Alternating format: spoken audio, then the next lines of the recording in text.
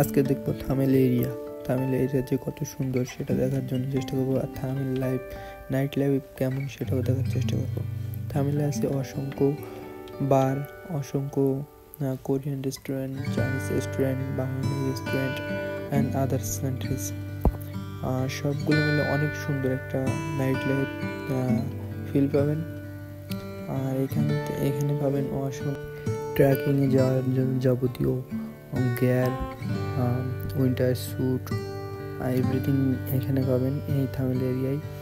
আর Thamel area night লাইফের জন্য নেপালে বেস্ট। আর এটা থামেল এরিয়া যদি কাঠমান্ডুর প্রাণকেন্দ্র বা সিটি সেন্টার বলা হয় তাও বললে ভুল হবে না, কারণ থামেলেই আপনার বিভিন্ন দেশের ট্যুরিস্টরা প্রথমেই থামেলে আসে।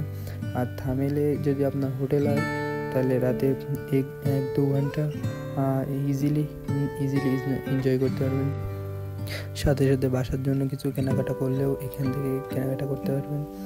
এখানে আছে অসংখ্য হ্যান্ডক্রাফট জিনিসের তৈরি বিভিন্ন ধরনের রেস্টুরেন্ট। আপনারা যে যেমনভাবে এনজয় করতে পারেন সেইভাবে করবেন। আর থামেল লাইফ নাইট লাইফের জন্য বর্তমানে বাঙালি, ইন্ডিয়ান আর চাইনিজের জন্য ফেমাস। শুধু বাঙালি, ইন্ডিয়ান, পাকিস্তানি, চাইনিজ এদের জন্য নয়, নেপালি আর আদার্স কান্ট্রিগুলোর জন্য ফেমাস। নাইট লাইফ নেপালে এখানে অনেক সুন্দর। আর নেপাল আসলে একটা সুন্দর দৃশ্য প্রদান করে কাঠমান্ডু থামেলে।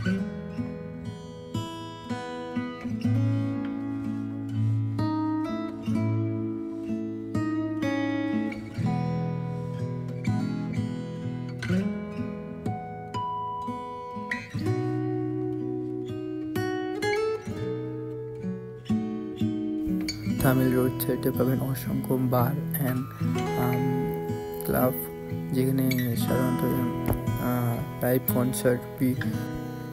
লাইভ কনসার্টগুলো রাতে হয়। আর নেপালি মানুষ অনেক ড্রিঙ্কস করে সাধারণত।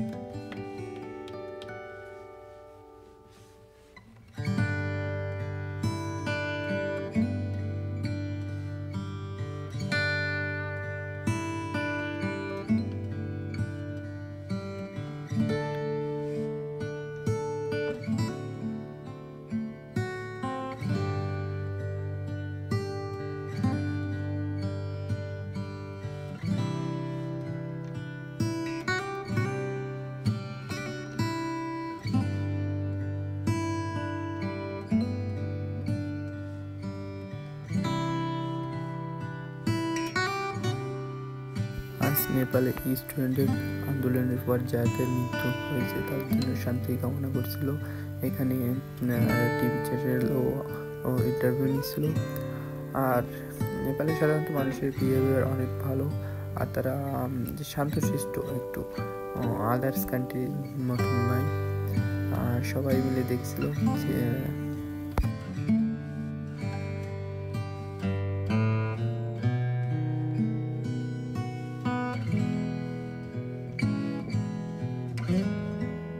আর আপনারা রোড সাইড ভিউ এনজয় করেন, রোড সাইড ভিউ দেখতে থাকেন।